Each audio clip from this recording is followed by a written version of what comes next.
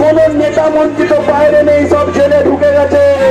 তাই মমতা বন্দ্যোপাধ্যায় আজকে পুলিশকে দিয়ে তোলাবাজি করছে, এলাকায় এলাকায় তোলাবাজি করছে।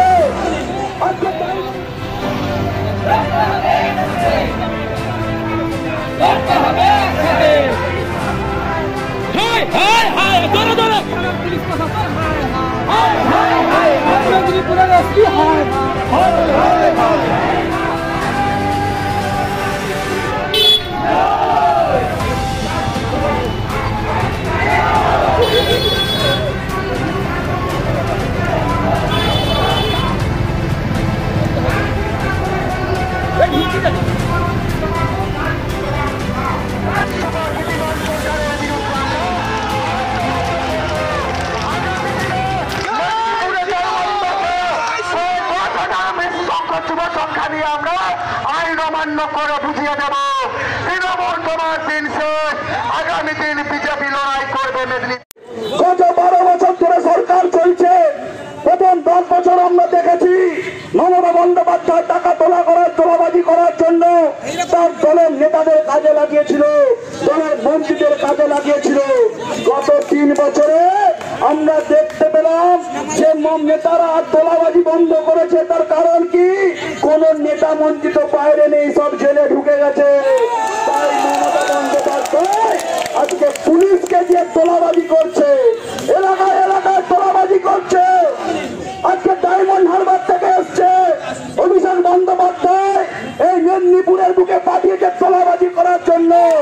আমি ধৃতিমান সরকারকে বলছি, তুমি সামনে যাও। আমরা মেদিনীপুরের ছেলে, আমাদের গায়ে শহীদ ক্ষুদিরামের রক্ত আছে। দুটো মারলে 10টা মারার ক্ষমতা আমরা রাখি। কি ভেবেছো তুমি? রাতের বেলায় সমস্ত বাড়ি খাদান থেকে তোলাবাজি করছে এখানকার চামচা আইসি, একটা দালাল এসছে এখানকার আইসি। গত পঞ্চায়েত নির্বাচনে সমস্ত জায়গায় ভোট লুট করার কাজ করেছে। ভারতীয় জনতা পার্টি গত পঞ্চায়েত নির্বাচনে জয়ী ছিল। আমি দায়িত্ব নিয়ে বলে যাচ্ছি, এই তোলাবাজ আইসি, ধান্দাবাজ চিটিংবাজ আইসি রাতের অন্ধকারে সিভিক ভলেন্টিয়ারদের নিয়ে জোর করে ফোর্স কাটিয়ে সমস্ত ব্যালট বক্সকে বাইরে ফেলে দিয়েছে বন্ধুগণ। আর তার জন্য সমস্ত জায়গা আজকে বিজেপি বেড়ে গেছে। আমি একটা কথা পরিষ্কার করে বলছি, আগামী 3 মাসের মধ্যে লোকসভা নির্বাচন আছে। আমি এসপি কে বলছি, থানার আইসি কে বলছি, 3টে রাজ্যের মানুষ আজ বলে দিয়েছে আগামী 2024 সালের নির্বাচনে মোদী ছাড়া কেউ আর নেই সারা ভারতবর্ষে। তার সঙ্গে নিজেদের সূত্র নাও। আজকে তোমার পিসি আর ভাইপো কোথায় গেছে? দিল্লি গেছে। তার কারণ পিসি বুঝে নিয়েছে ভাইপোকে আমি আর বাঁচাতে পারবো না। আমরা যেভাবে বলি দেখবেন তারকেশ্বর যাই আমরা কি বলি? ভোলে বাবা পার করেগা।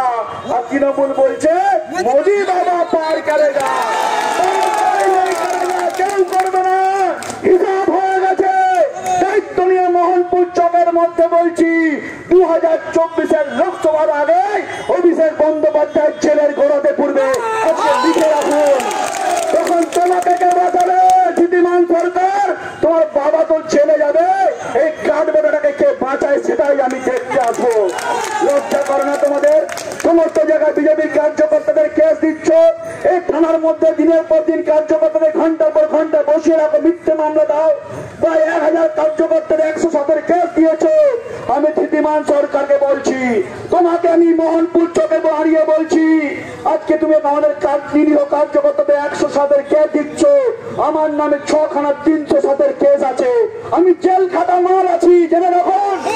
আমি দিনেশ কুমার আমাকে জেল পাঠিয়েছিল, দমাতে পারেনি। তাই দাঁড়িয়ে বলে যাচ্ছি 2024-এর লোকসভা নির্বাচনের আগে সমস্ত জায়গায় যে সকল সিভিক ভলেন্টিয়ার এলাকায় এলাকায় গিয়ে তোলাবাজি ধান্দাবাজি করবে, আমি সমস্ত যুব ভাইদের বলেছি লাঠি আর 5 কেটে প্রস্তুত থাকুন।